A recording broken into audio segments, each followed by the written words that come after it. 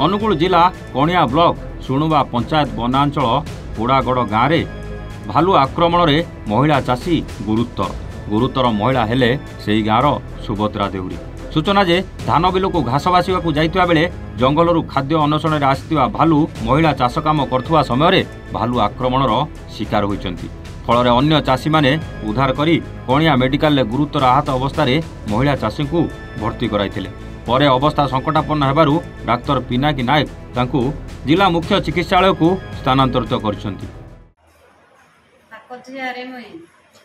बापा जाइतिले बिल को घास बाछी तापर आसला पर सुंदर जतले भालू चाबी दे तापर ओड मेडिकल आमे जो कणिया मेडिकल आनी जो होची शिशिर कुमार सामल सरपंच सुसुवा पंचायत सरपंच प्रतिनिधि।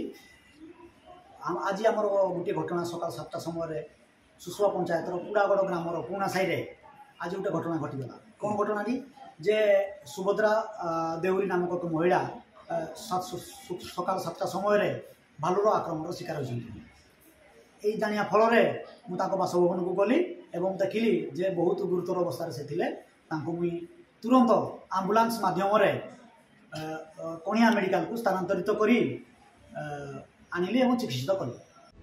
अनुगुल कणियारू मागुणी चंद्र नायक रिपोर्ट एवन ओडिशा।